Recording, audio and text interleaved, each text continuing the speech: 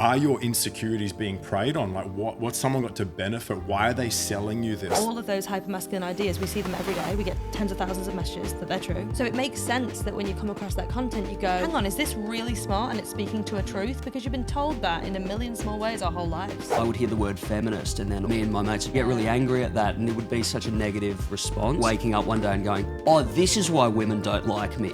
I'm a piece of shit. One of the boys got picked up a couple of years ago, and we've got an older player in our team, and when he followed him on Instagram, there was a message from 2014 or 15 of him like abusing him about a multi. And that is why I was delisted from the Sydney Swans.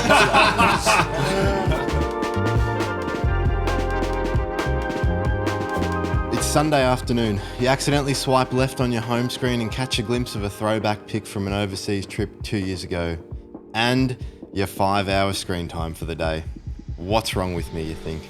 We've all been there. We spend so much time online. It's hard to imagine what life would look like if we didn't. From doing a little bit of life admin to finding a life partner, there's an app for it.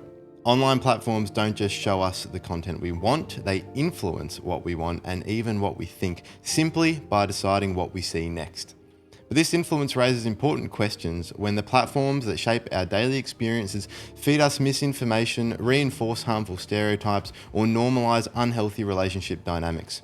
How does that affect our real-world interactions and expectations? Today, we're getting digitally literate. We'll look at how algorithms are trying to pull us apart while mainstream porn could be shaping our ideas about intimacy. Joining me on the couch for this chat is Daniel Principe, a youth advocate who champions young people every day in schools around the country. Keen to be here. Blake Pavey, a comedian who's seen how fast content can shape opinions both on and off social media. Hello, thanks for having me. Gina Martin, a Tomorrow Woman facilitator and relentless gender equality activist who doesn't shy away from uncomfortable truths. Thanks for having me. And James Rowbottom, a midfielder for the Sydney Swans who's passionate about driving change on and off the field. Thanks for having me. Thanks for being here, everyone. These can be complex and complicated conversations and can feel a bit awkward and embarrassing, especially this one, I think. But we're keen to get into the nitty-gritty of it and just have an open conversation, as we always do on these podcasts. And we kick it off by going through some silly questions or questions you might feel, quote-unquote, silly asking. And hopefully we'll come back to them by the end and see if we've answered them. So I might kick it off with you, Dan. I get asked a lot about looks maxing. You know, boys are like mixed feelings about it. Like, is this good? Is it bad? Is it wrong to want to look after how we look and dress and be in the world? Interesting. I'm keen to come back to that one. How about you, Blake? One that sort of pops up a lot in my sort of world as a influencer, which is a disgusting word and I hate it. But I think a thing that I run into is I know that a lot of boys in particular, they can point out maybe the immoral or sexist things that people like Andrew Tate will sort of put forth, and they can acknowledge that, but they still find benefits in his content. So is there a way to sort of separate those two ideals and find a positive in it? Very interesting. Okay, cool. Yeah, that one myself. And what about you, James? Similar to Blake, the space that I spend most time in, I spend a lot of time with sort of 18 to 20-year-old boys, a fair group of them, and sort of a silly question around would be what's sort of the content appropriate to send on Snapchat or something along those lines. Yeah, very, very interesting. And you, Gina? I think something around influences and influencing, having done a bit of that myself with Blake, something around like, is it a real job? Or are influencers ethical? Something around that. Oh, yes. All right, that'll be a very interesting one as well. Okay, so I'd like to kick it off by sort of discussing our relationship with our phone or our screens in general. Like, I'll throw to one of you in a moment, but like personally, I hate how addicted and much I want to be on my phone or my laptop. Like, I don't. At times, I've spent a summer on a Nokia, and I love that, but then I always come back, and it comes back. You know, I'm back on my phone just as much as ever, and I don't like that, but I don't really know how to stop it necessarily. Like, it's a bit of a battle. How do you feel about it, Gina? Oh man, like I've been speaking about this on and off through my work. Like, a lot of my campaigning started like it was in real life in Parliament and politics, but also like I was running a national media campaign using social media, and that was from 2017 onwards. So I've had lots of conversations where I've been exactly where you are. I'm now at the point, I'm really sorry to say, where I've got a handle on it. Really? But it's taken me about 2 years of work to get to the point now where I have really good boundaries and I'm off it often, and I delete the apps and I don't feel it. I don't reach my phone, I don't feel any different. But that took me 2 years. So, I've struggled and I'm in a better place now. Well done, you. Thank you. It was really hard. What about you, Blake? Because I suppose as well, it's so closely intertwined with your work. Yeah, genuine. I was shocking before I even got into that sort of line of work, but now it is that added layer of I can't really put my phone down because there's always something attached to it, like whether it be my own personal like dopamine hit of like me getting views and stuff like that, but also just constantly having to make it myself, and it just keeps me on way worse than I was even as a teenager. So I'm probably in the worst stage of it at the moment, and I don't know when it'll stop. I'm right there with you. What about you, James? Yeah, it's something growing up, like I'm 24, 25 now, so growing up with technology is obviously a battle, but I'm trying my best to get off it and delete apps from periodically. And as you said at the start, the screen time could hit you in the face on a Sunday after a big Saturday night or something. So it's obviously a constant battle, but I'm doing my best. Do they lock your phones up for game day? Yeah, games. Oh, paradise. Yeah, so it's actually good. I'm fortunate I spend a lot of time outside and actually stay busy during the day without my phone anywhere near me. Yeah. So during the days, it's really nice spending time with people, and you kind of take it for granted, I guess. What about your relationship, Dan? Pretty toxic at the moment. Things have never been more digitally connected. So much of my work is through it. You're on the fly all day, and so you're checking emails, getting media calls. It's like it feels easy to justify why you need to attend to it. And so for me, it's like, when do I log off at night time? When do I make sure I log off on the weekends? And right now it's really tough to get that balance. I'll be the first to admit it. And it's easy to justify because when so much of it is work, it's easy to say, I need to be doing this. I feel like part of the problem is that like we're just regular people going up against like very smart people who've created algorithms and billion or trillion dollar companies. I don't know where they're at the moment that coming back the other way at us, and it's a bit of a hard force to sort of reckon with.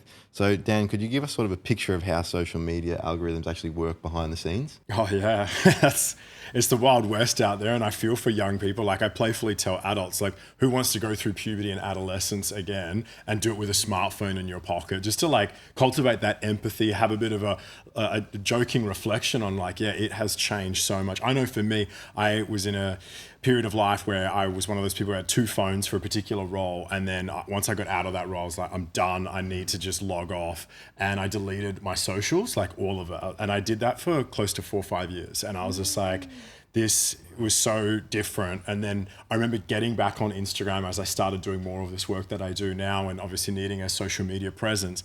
And as soon as I hadn't liked anyone, hadn't liked any influencers as yet, certainly none of the stuff that then the algorithm started serving me, but all I started getting was like women in bikinis just jumping around. I hadn't searched for anything, hadn't liked anything, but that's what it started serving me. And I literally screen recorded this and just kept clicking those 3 little dots that said not interested, not interested. And then the algorithm after 2 weeks didn't know what to do anymore. And so what it then naturally went, because it's like, well, you're a heterosexual guy. If you're not interested in this, like what else could you be interested in? Like, and so it started sending me ads for gay couples therapy. No way. Yeah, so like that's literally, it was I couldn't fathom that maybe I was interested in art or interior design or like personal development or world news. It was like, that's it. Yeah. And we see this now for boys where if you have a blank phone, and there's research that came out of Ireland, and you say you're a 14, 15-year-old boy, it just starts sending them steadily down this darker and darker path in terms of the content that it was a certain amount of seconds, wasn't it, until they receive it, even if they haven't engaged with anything. Yep. Yeah. So like what Instagram. The first time they log into Instagram, within seconds, they're presented with that content. They created a huge, well-known publication, created dummy accounts, and they put the basic details in of like a later teens adult male, and they were given that content within seconds. That's a default sent to them. Yep. Like, do you see any trends in how, in what content gets traction or popular? Like, do you have a video of one thing you've done, you're like, God, I'd love for this to blow up, but I know this other one will, that's a bit more controversial, let's say?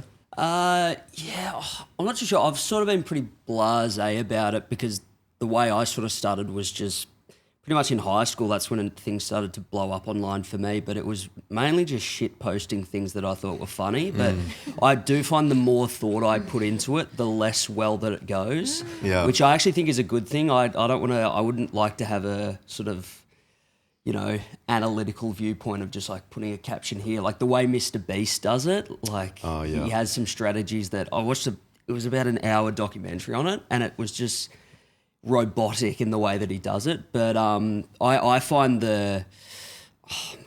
how to put this, for me personally, the content that mostly it's like stand-up videos. If it's a video I don't think is funny, the views will go so much higher than the ones that I actually genuinely enjoy making and doing myself. So for me, the dumber it is, the better it will go, and I despise it. Yeah. Wow. That's interesting. Can I ask a question? How do you feel when a piece of content that you're not particularly proud of does really well versus when you're really proud of that doesn't do as well? Like, what's the feeling? Well, it still feels great because it's like, yes, 1 million views and like heaps of followers and like real. heaps of comments telling me I'm great. But then like I put my phone down and I'm laying at night and I'm like, that wasn't that funny. I mean, I got Instagram for the first time when I was 12 or 13, and I remember like when it used to like go from To 11? yes, it would go to 11 and it'd go Bailey liked Bailey, Tim, Eric, and blah blah blah blah. But then it'd hit 11 likes, it'd go 11 To people numbers liked. instead? Yes. You'd be like, I've hit 11, And I'd it's be a like, number. yes, I'm a superstar. Let's go. This is awesome. And it was the same sort of dopamine hit as when it ticks from like $9.99 to $1 million. Yeah. Yeah. Wow. It's the same. It's Same here. The same. Yeah, pretty much the for me. same. Yeah, wow. God, when's it ever going to be enough, mate? Yeah. It will never That's be the enough. hard-hitting questions right there. Have you ever noticed yourself in any rabbit holes, James? I know it's kind of might be like weird to say you have, because then you obviously don't want to be associated with maybe believing the thing that you're in the rabbit hole about. But is it even just to go, oh my God, like how did I get here? Has the social media led me down this path? Yeah, I definitely used to. I've actually, like, as you spoke about algorithms, I've actually deliberately tried to change my algorithm so the content I receive is something I would actually enjoy rather than just stuff that gets put in front of me. Yeah. So I definitely used to end up down the rabbit hole a little bit. Do you feel like it listens and changes with you, or it's still giving you? No, 100% listens, I reckon, because like the content that I deliberately like or share or save is what I end up getting. Yeah. But Blake, do you feel pressure to sort of keep posting, and like you can't take a break, you've got to be constantly present as a content creator? I did before I started doing stand-up primarily, I think so. But now that I do stand-up and sort of have more of a in-person interaction with a lot of people that view my content, the pressure has sort of died down a little bit. But when it was sort of in the stage of just making sketches, especially during lockdown when things really started to, it was like, yeah, I have to upload something at least like 4 or 5 times a week, and it has to be good. It's quite interesting you feel that way, Blake, because as someone who's not an influencer, privileged to be surrounded by some though, obviously, I think when I like speak to my relationship with social media and how I hate it, I think it's because I like seek out that validation as well. When I post a story or when I post something to like my grid on Instagram, I am then obsessively on my phone for the rest of the night, and like I look forward to waking up the next day to see who's liked my post, and then I like try and stay away from it and try and not post because I don't like what I become when I post something.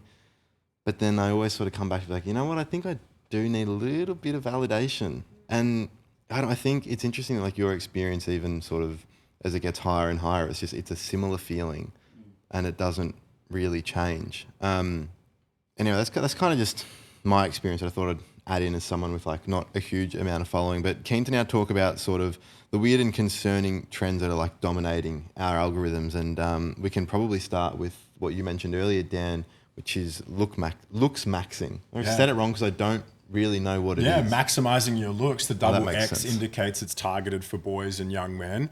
And so it's all about helping them to improve what their haircut is, how they're dressing, their skincare routine, and, you know, getting bigger and fitter. And on a surface level, you're like, oh, there's not too much wrong with that. That seems reasonable. And where it gets really toxic is it's like the fact that like guys are ranking themselves saying like, I'm a 2, and if you do this, you can become a 4 or 6. And then all of a sudden I'm having year 7 and year 8 boys telling me about getting, you know, surgical procedures on their femurs to get them taller, and chiseling away at their jaws and getting sold Giga Chews so you can look like Giga Chad and like change your jaw structure and musculature. What's Giga? Yeah, Chad? I get the advertising. Now that it's listening, it'll sell me these again on my story. So like these hard chewables or hard things that like can change your jaw structure.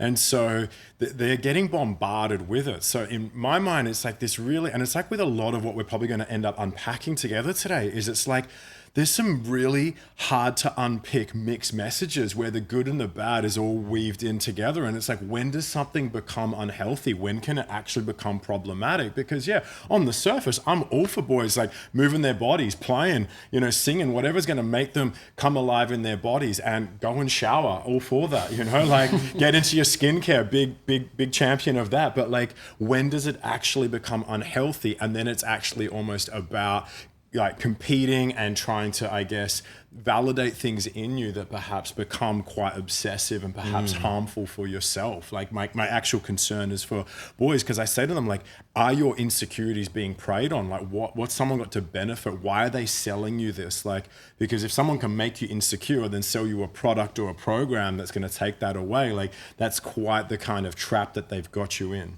Wow. I'm keen to get your take on that, Gina, because sans the double X, I feel like women have probably been looks maxing their whole life. Yeah, for sure. It's just called the beauty standard. Yeah. Like we talk about this a lot in workshops. Just the amount of content thrown your way that feeds back into that narrative and that socialized idea that your value is your beauty, your appearance, the shape of your body, your desirability, and that is the most interesting thing you should be working on. That your brain is monopolized by that. There's not much space for anything else, right? And again, like this is like companies, society creating insecurities, so creating problems that it can then profit on later and solve for you. So it's that like cycle. And I just see that as a constant struggle in girls in the communities I'm with. Like I'm not walking into a room where there's not eating disorders present. I'm not walking into a room where there's not like debilitating anxiety. I'm not walking into a room where relationships, community connection hasn't broken down because of judgment over the way they look, the things they say to each other. And that competition element, right? Like keep self-optimizing. You'll never be good enough. And what are we trying to reach? We're trying to reach the perfect ideal of femininity so that boys like us, so that other girls are jealous of us, right? It's that scarcity mentality. And you can't win at that game. Yeah, gosh, that's really a really great insight. Thank you. And James, you mentioned you speak a lot with 18, 20-year-old boys, I take it, mainly. Do you think they're kind of exposed to this content, or, you know, are they striving for that like perfect AFL player's body or something like that? Yeah, in a way. It's a big jump from going to school, like schoolboy level football and life and living with your friends and family. And then because we're an AFL team in Sydney, a lot of young boys are then pulled out of their comfortable environment and placed in a professional environment and have to try and even not only get to the standard on the field, but think there's a standard off the field as well. So you see boys constantly struggle and grapple with their identity as they get drafted, and it often takes a fair bit of time to get used to and figure out who you are. With all of this in mind, Gina, how important do you think digital literacy is? And actually, can we get a definition of digital literacy as well? Well, I don't actually think I'm the best person to give the definition of digital literacy. That might be you. But I think digital literacy and critical thinking is like the gold standard of what we're trying to achieve across the board. Like if we can get critical with the way we take in information, we can question things, we can have conversations about it, we can apply different information to it. We can like seek to understand something at a deeper level than just take information or be passive and like absorb stuff. That's what we're looking for, right? That's healthier life, know who you are, more confident, better connections, better community. And now that's really important because of the digital age. But I think it's really important that we don't separate it as if there's like critical thinking for the internet, right? It's just critical thinking. It's just how we engage in generally with information, whether it's coming from a mate or it's coming from social media. And I think if we have that superpower, like we can apply that to everything. Yeah. So then going to you, Dan, do you mind, are you in a position to define digital literacy? I think for that's us? fantastic. I think it's just being able to have the skills to be able to dissect the messages that we receive about pretty much everything, being able to look at like who's the author, what's their intent, what's their bias, you know, what's missing their from this bias, conversation. Like, so there's so much that goes into it. I remember doing that in university as part of like just basic arts building blocks of like unpacking research and bias and author and where they're coming from. And I think it just makes us curious. It makes us good listeners and observers of the culture around us, that we're not just passive consumers of it, but hopefully engaging and critically, as you said, thinking through it all. And it doesn't just stop, because it's the same thing about like you could walk past an advertisement on the back of, you know, a bus stop or on the back of a bus. And it's like, that's also selling us a message, not just about who we are, but who we should be. And Gene Kilbourne's work has done a lot in this space in terms of advertising and the messages that we receive. And it's telling us, like who we are, but who we should be. And like, usually it's like, if you don't have this, you're not enough, or you need this to be enough. And so I think all of us, like it's of such benefit to be able to think critically about that. I don't think it's like about looking for conspiracy theories, but just being critical about, why is this person pushing this or selling this? Like, what's in it for them? Is this going to be healthy for me? Taking things out to their logical conclusion. So I think without like digital literacy, and kind of change our relationship or perspective on the world or with one another, if you're not sort of critically thinking through some of these things. James, from your experiences, social media changed the way fans interact with athletes? Yeah, definitely. I've actually got a funny story. One of the boys got picked up a couple of years ago, and we've got an older player in our team, and when he followed him on Instagram, there was a message from 2014 or 15 of him like abusing him about a multi that he didn't get up in, and now they're teammates. So like, that is an example. Like, that's something we laugh at because they're teammates and like obviously didn't know each other, but that's how fans tend to interact with players. So like, for instance, I've turned all message requests off, so you just don't even have to deal with anything. And it's just a simple thing to put in place so you can avoid that sort of criticism, I guess. And that is why I was delisted from the Sydney. So good. It's good to laugh about that, but like the reality is that like, you're going to have to deal with a lot of people abusing you because you didn't get, 2 extra touches of the ball, for instance, or you didn't kick a goal, which maybe not you personally, but do you see some players struggle with that? Yeah, absolutely. And as I said before, it's often the young players who are just trying to get a start and haven't really figured out what their role is or what's valued in the team, similar to society. But the impact that can have on a young person, not only in the football field, but off the football field as well, is obviously well documented and well known that it can be very harmful. And your sister plays AFL as well, right? Yep. So what's her experience with this? Yeah, pretty similar.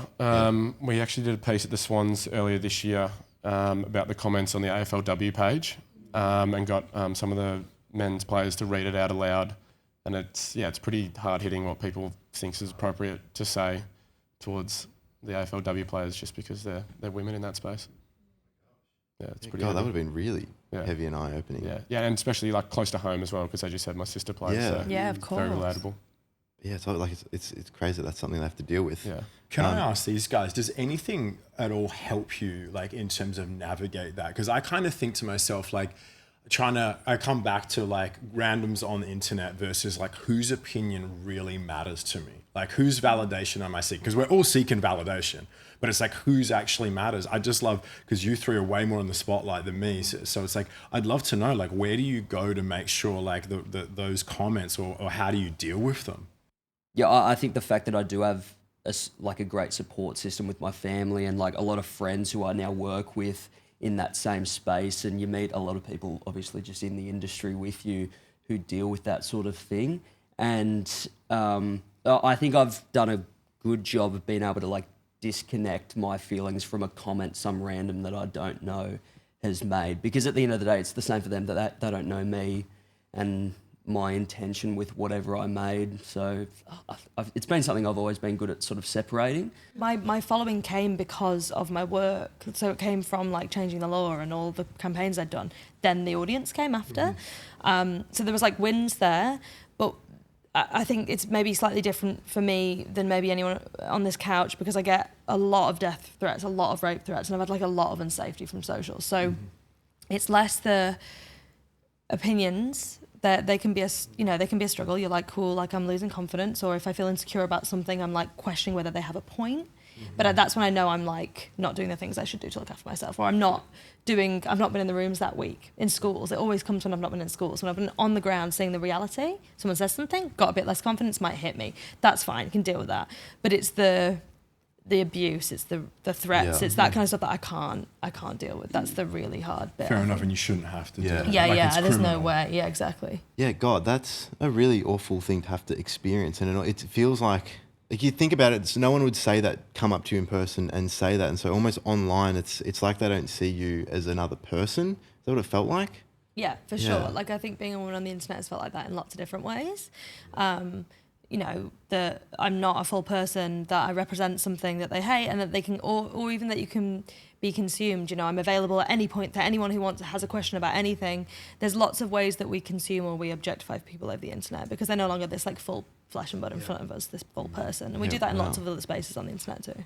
Yeah, I'm really sorry that was your experience, and I feel like it's really relevant to this topic though, because it sort of dehumanization doesn't just happen on social media. I feel like it happens in porn, and mainly mainstream porn that everyone's sort of exposed to. We know that young people are exposed to porn so young as well, sort of way before they can develop digital literacy. I think you might speak to this in a moment, Dan, but sort of how young that you're seeing kids in schools are being exposed to this. What are some sort of common misconceptions that you're seeing in your work that young people have with porn? Well, I think a big common misconception is we're not in the realm of Hugh Hefner's Playboy magazine. Like, we're in the realm of HD, very graphic, and as young people here in Australia, in the recent Our Watch research said, it's more violent, more sexist, more racist than ever before. Like, that is becoming their default sex educator well before they've had their first kiss or sexual experience. And that was my story. Like, I was 11 when I was exposed to pornography, and what happened to me is actually considered grooming according to the Crimes Act of 1900. And I'm not a legal expert, but when someone over 18 shows you porn, like, and you're under 16, that's just what it is. Yeah. I'm less interested in having that conversation. I'm more interested in asking, like, little 11-year-old Dan, what did he start to learn about men, women, sex, bodies, pleasure, consent, respect, intimacy? Did he learn healthy things or harmful things? And where could he go? What does he need to actually have healthy views that are going to be mutual reciprocal in that space? And so I think that's the conversation that ties into what we're doing here, is like the critical media literacy around this piece, is like helping to have those conversations, taking away some of the stigma, which is why I'm pretty big on sharing my story in mainstream media. Like, I wasn't bad or wrong or in trouble because that happened to me. And the most common reason someone sees porn is someone shows them. Secondly, they search out of curiosity, or it's a pop-up. Yeah. And that's happening at younger and younger ages, and young people are not bad, wrong, or in trouble because that's happened. It's just the world they're navigating. $97 billion a year industry makes up conservatively 30 to 50% of the internet. And it's normal and natural to be curious about sex, sexuality, have desires, be attracted to people, and want to learn about this. Like, yeah, I really want to touch on your point about like using it as an educational tool, because it's not. But I think, like, in my experience, I don't want to speak for everyone on the couch, but that was 100% more of a sex education for me growing up. Totally, for me. And so I just talk openly about that. Like, I've had to unlearn so much and get in tune with what a partner wants, what they desire, what feels good for them. And that is something that no matter how much you read or watch, you're going to have to get in tune with that person and have more of the social emotional skills to connect on that level, to be able to make something together that's going to be pleasurable, mutual, fun, safe. But even sort of what you want as well, right? Like, it sort of shapes what we're going to be attracted to. Like, it took me like a couple of experiences to sort of break the circuit and go, what do I actually... Totally. I don't like this. Totally. I mean, I think this is just natural. I mean, at the end of the day, advertisers pay a lot of money to captivate our attention because they're pretty confident that if they do that enough, it's going to shape our desires and our decision making and therefore our spending. Yeah. And so if we take that same principle, well, if you're watching something that is known as a supernormal stimulus that's going to activate dopamine in your limbic system, and as well as some other chemicals too, like what is that going to train us to desire? And that's just the question that I ask. And in the BBC, probably about 4 or 5 years ago now, they actually surveyed thousands of men and they asked them, how much do you think porn has shaped what you desire when it comes to physically violent acts? And 70 to 80% of them said to some extent or to a lot of extent. So I think the average person is recognizing, like, yeah, when I was watching this, I maybe started with vanilla stuff and then like, now I don't want that. That doesn't interest me and I want more and more extreme stuff. And in my mind, I'm like, that's just our brains. They're neuroplastic. It's like, yeah, you need something new and novel to keep you entertained or keep you interested. And so I'm seeing both adult men in that BBC research, but also the boys I'm engaging with thinking pretty critically about it. I think the tension is like, how do we help navigate them through this because they haven't like chosen this? It's not their fault. And same for girls, are all young people exploring this, you know? I think it can be a little bit awkward to talk about, but I want to throw it across to everyone here. So, and maybe starting with you, James, what messages do you think people typically pick up from mainstream porn about sex, bodies and relationships? And Yeah, I think it's more in that it's probably a bit uncomfortable to talk about, as you said, but the level of intimacy, like with a person you want to spend that time with. I was very fortunate the way I was brought up. I wasn't allowed like phones in bed or didn't have social media till I was 12 or 13. So I was lucky my experience probably didn't shape me as heavily as what you're speaking about now with boys as young as 11 or 10 or 12. But yeah, I think the porn can definitely shape the intimacy with a partner you actually want to spend time with, and can sort of misconstrue what that actually looks like for a young boy, as you said, who might not be able to critically think about what they're actually engaging with. yeah, what about you, Blake? Pretty much, yeah, just ditto what James was talking about. But I think the other thing that I sort of noticed was I think a lot of parents who grew up in that, like, you get it from a magazine under your dad's bed when you're 14 or 15, like, they think that's when it starts, but like it starts when you're in primary school. Like I remember being at the bus stop when I was in like year 3 and a year 6 would come up to me like, hey, look this up on the computer when you get home. And then it's just like, insane looking back on. And that was sort of the thing that stuck out to me when we first started talking about it.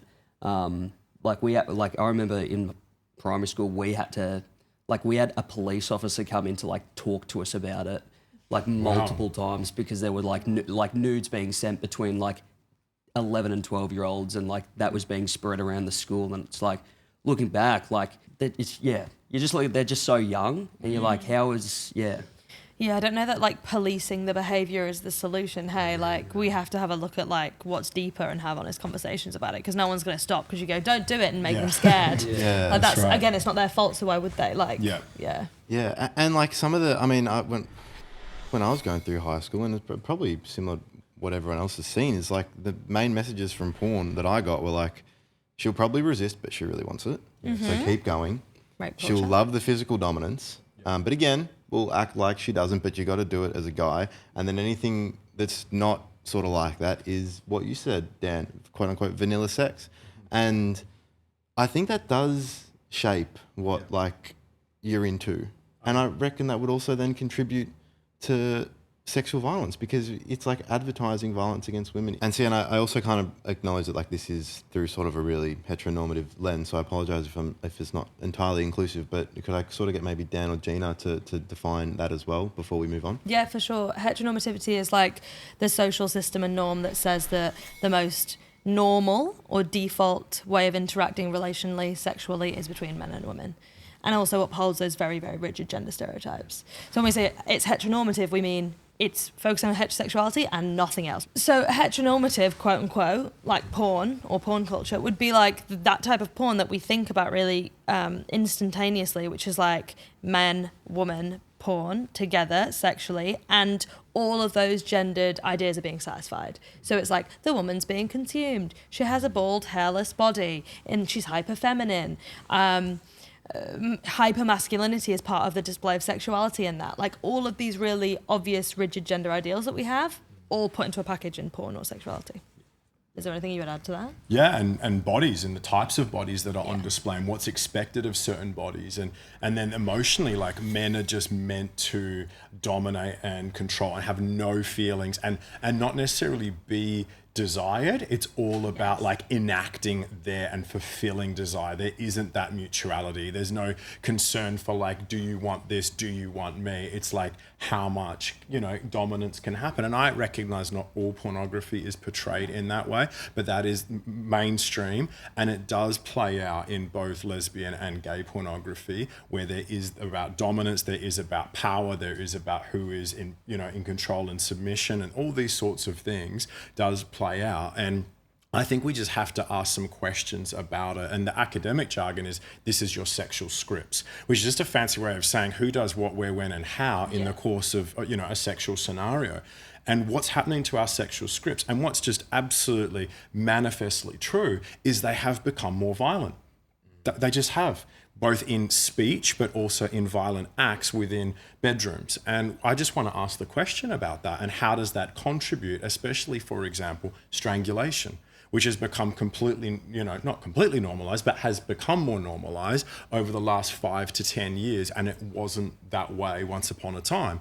And so how is that impacting us and our expectations? And in the UK, you would know there's a movement, We Can't Consent to This, where women have died during intercourse and men have gotten away with it because they just said, oh, it was women just have been killed during, thank you. They have been killed, yes, by men. And it's like they've been able to get away with that because it was like, it was just a sex act. It was just like too much passion in the bedroom and we just got carried away. Because we're kind of on the topic of what we expect from women in porn. And I think this kind of also plays out in all media and in our everyday lives. And so have you sort of noticed, James, a difference in how AFL players are treated when they're a man versus a woman online especially?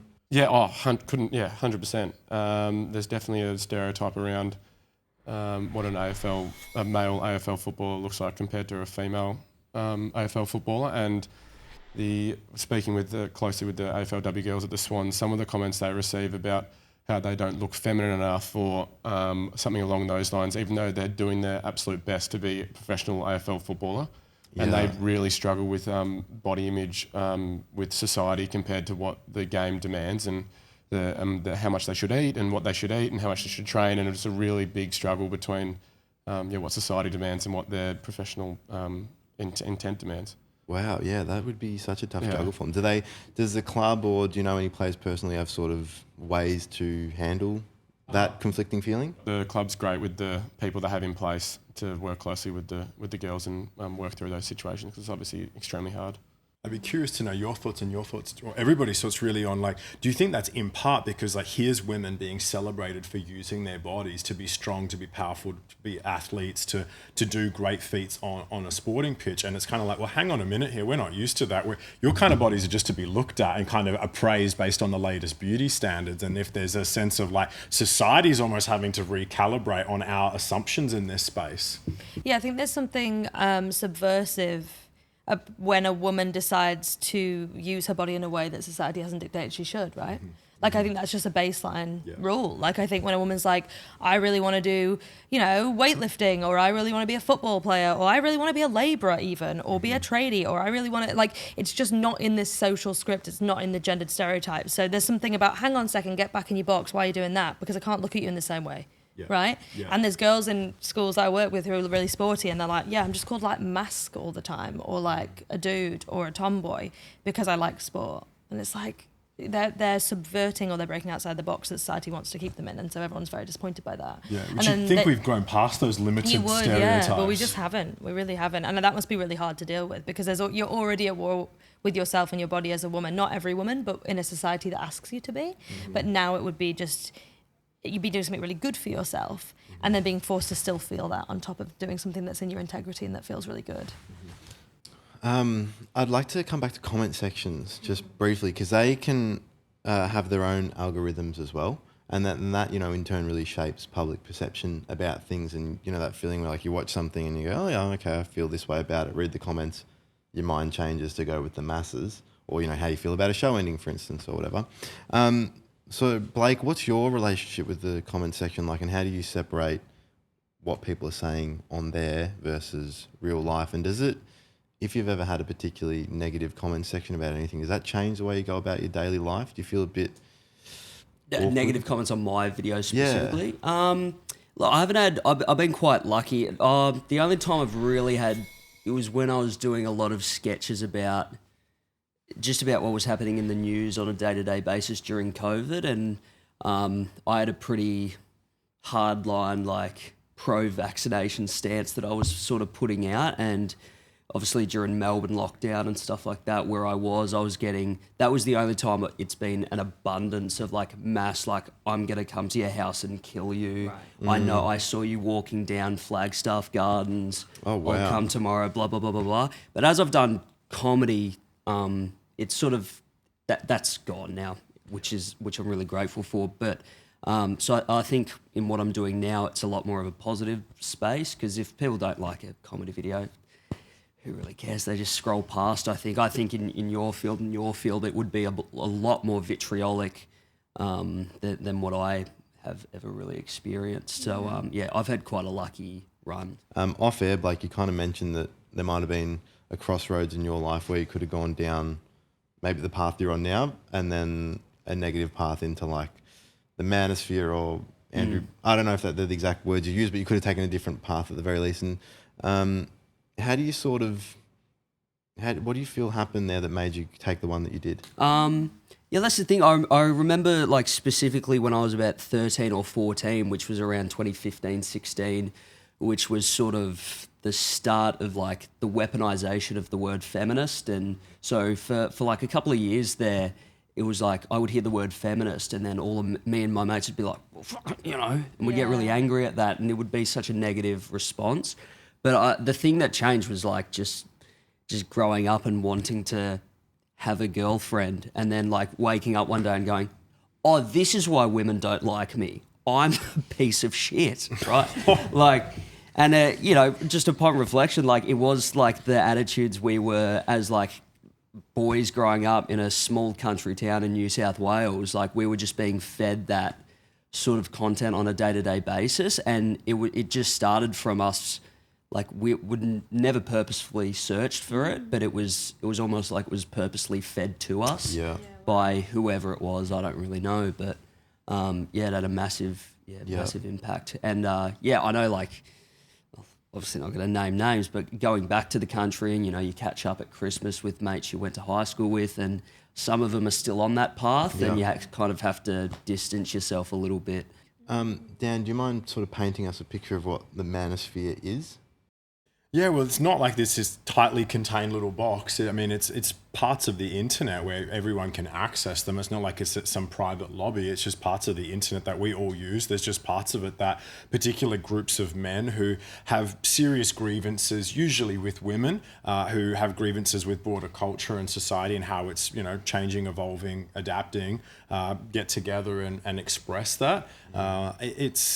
It trends towards being very derogatory towards women and minorities. I think, like with everything, where it's slippery is they may actually occasionally raise legitimate issues, which is like men's mental health and suicide and men's pressures around them and how that's changing in a rapidly evolving world. But I think for me, when I look at all of this, I think if having concern for men and the things that do have a gendered lens, just like there are things that affect women and girls way more than men. Like that's just, for me, that's such a non-controversial statement.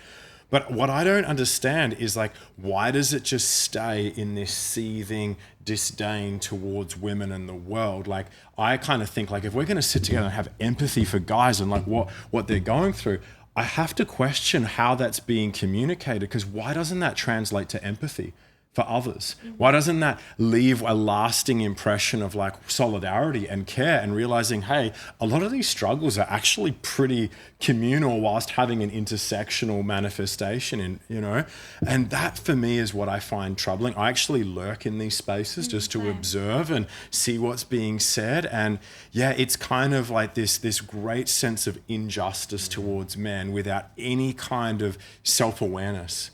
And like, that's how I would sum it up. And I think what happens is they hitch on some things and some really tragic things, like they may have been hurt by a woman.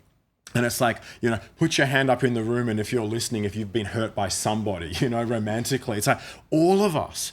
But what I find so tragic about it is it then becomes like all women are sluts, all women are cheaters, all women are this. And it's like, whoa, like, man, we could all have this disposition because we've all hurt. And let's be honest, we've all hurt other people. And yet it seems to come this weaponized, like broad brushstroke of now, like, I am going to hate this whole homogenous group of people because of one thing. And I'm like, there is a lacking of kind of moral and emotional imagination here that we need to kind of reach in and try and get these people to reconnect with their humanity. I don't know if I've said anything out of turn there. No. Like, You've painted quite the picture. Yeah, thank you. But I also think, I think it also comes from when you watch those videos when you are 13 and 14 and you're being shown those videos of just like crazy feminist yelling, blah, blah, blah, blah, blah. Yeah. And then you go, oh, they're all like that. And you haven't had loads of experiences with women diversity in your life, right? Exactly. So it's like, well, Yeah. it's like sometimes that happens at workshops. It's like women this, and then it's like, how many relationships do you have? How many women you know? It's like not many though. Yeah. So like, of course you're going to think that you haven't seen. Yeah, and then just like reflectively, like who is showing you those videos? It's the blokes who want to spread that sort of agenda. Are they making money from it? Exactly. That's right. Yep. yeah. God, great points. And good on you, by the way, Blake, for like sharing that, because I feel like at that age, 13, 14, saw the same videos and had the same feelings of like, well, these guys got a point. Yeah. But like it feels weird to say that because you're not there anymore. Can I add to that as well? Like, I think it's very understandable why when young men come across content, like I was trying define the manosphere, which is obviously, like, as you said, that kind of broad, not locked box, just content everywhere. It's usually got two parts. It usually satisfies these two tick boxes, which are like, it's hyper masculine, so it gives hyper masculine ideals about success or women or sex or whatever, and it also frames women or feminists as the problem. When you come across that content and you haven't had a whole lot of experiences, that's one reason why that might be interesting, that might be true. But also, like, we grow up in a society where all of those hyper masculine ideas, we see them every day. We get tens of thousands of messages that they're true. We're told we have to be that way every single day. And then we get lots and lots of messages about what women are like that are homogenous our entire lives too. Mm-hmm. So it makes sense that when you come across that content, you go, hang on, is this really smart and it's speaking to a truth? Because you've been told that in a million small ways our whole lives. Yeah. If I'd never been told that stuff, I might go, no. But we always go, the manosphere is the source of the problem. We never recognise that actually it's a symptom of a society in which gendered stereotypes that are restrictive are a problem. That's such a good point, Gina. Yeah, wow. I'm curious, sort of, James, about your take on the manosphere and the young people you work with. Do you feel like whether it's even seeing it in friends around the club, and you obviously don't have to name anyone, but do you have concerns around it for your mates or the boys you work with? I'm going to be completely honest. I'm so naive with this space. Like, I was only watching Adolescence, like the new TV show last week, and they mentioned manosphere, and I turned to my partner, I was like, is that shampoo? What the hell is that? yeah. So I don't know if I'm fortunate or unfortunate to not be in that space, but in terms of worries or fears for like the people you spend time with, not entirely. I'm very fortunate, and times are changing in the AFL industry in terms of what people accept and walk past, especially in terms of like locker room chat. When I first got picked up, it was definitely something that was accepted and almost a part of what we do. But now it's very much made a point of to not accept it and to hit on the head as it happens. And I'm very lucky to be part of a great club who work with a lot of great people that stand for that exactly. Yeah. It's good. And I think one observation for those listening, because very well, like, people aren't up to their eyeballs like we are in this space all the time, is it's like, it's not like it's marketed as in, if like, here's the manosphere, flashing neon sign, like, come join. It's just subtle. Like, I think about the ones that I'm seeing that pop up posts. It's like, you might have seen this as well, Gina. I'd love you to speak to this. It's like these guys say things like, oh, when a woman's successful, she's empowered, but if she's not, she's a victim. And like, they just have this idea that women get to play into these double double standards that men don't get, and so oblivious to like the double standards that we as men benefit from, and historically as well. And so like that's how it's sold, is like this idea that women are always in the right and never in the wrong, which is so far removed if you were like stop to have empathy for one moment, and like the girls that you're speaking to, like listen to what's going on in their lives. That is not how they're waking up and experiencing the world. I want to get your take, James, quickly on helping mates stay accountable and calling them out or calling them in if you see that they're getting pulled into more extreme content and misogynistic views. Because I think actually, I don't know if you're aware, but I feel like in elite sporting clubs, the feedback you have to give is so much different to when you're working in an office. Like you're on the field, it's direct, it's immediate.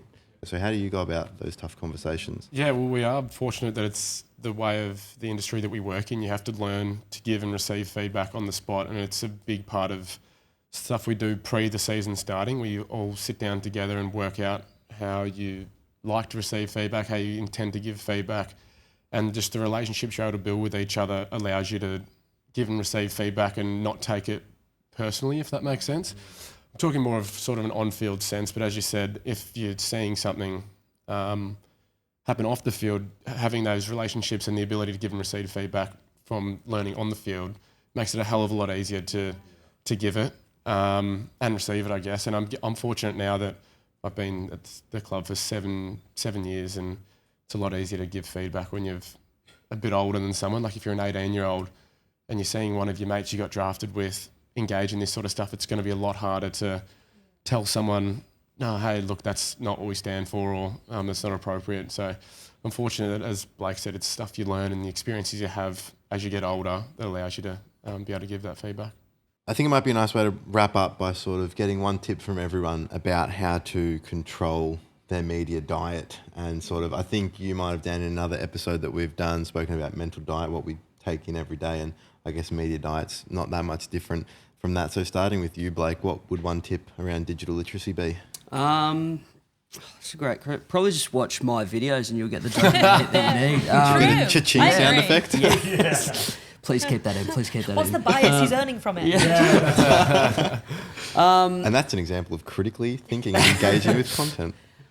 That's a great question. Because it is something I need to adopt myself, and learning how to, I don't know, go outside. I think Touch grass, log off, touch grass. Yeah. physically touch grass. Yeah. Yeah, that's still a good tip, I think. What about you, Gina? I think I'm constantly asking myself how much of my like worldview is being formed by like what I've heard online versus real people in the world. Like IRL, like online versus offline, that kind of thing. Like, am I doing offline just as much as I'm doing online? You know? Yeah. Because I think it can be real skewed if I'm not. Yeah, okay, I see. And Dan? I think what James said earlier is a great tip about just curating your online space. Like, be aware of it. Recognize, does this actually align with my values, my goals, what I want for my life? Like, am I feeling good after I sit here and, binge through all of this content, or do I need to rethink it? For me, I want to put another thought on, which is like, I really think we need to practice connecting in real life with humans, because we are just getting inundated with these caricatures and homogenous ideas of who somebody is. And I think we really have to practice being curious in real life to connect with others, because that screen, the pixels, the group chats are so good at training us to think another person is just an object or just another avatar in a group chat. And I just think, we're never going to get rid of that. But could we go and like look other people in the eyes, connect with them, relate with them, understand them, and as you said so brilliantly in many sessions, like lean in, call in, lean in. Yeah, awesome. Great advice. Thank you, Dan. And then finally, James, what would your advice be? Yeah, kind of in conjunction with these guys, definitely getting outside is a massive one. Living in Sydney, we're fortunate that it's the weather's a bit nicer than down in Melbourne, but I really make a deliberate effort to surf or get in the water and just, like as you said, log off for a deliberate period of time, and yeah, that helps. I feel like with this topic, you can feel like you're going crazy when you're just on your screens on your own and not talking to anyone about it and the impact it has on you, because it's so embedded in our everyday life. But to sit here and speak about it felt really good from where I'm sitting. So I hope everyone felt the same way. And I know everyone listening is going to have the same experience. So thank you all for being part of this really important conversation. Thank you, Dan. Thank you, Gina. Thank you, Blake. Thank you, James. Thanks for having us. Cheers. And for more information on digital literacy, if you haven't heard of phrases like tech facilitated abuse or image-based abuse, you can visit teachusconsent.com or Teach Us Consent's Instagram page.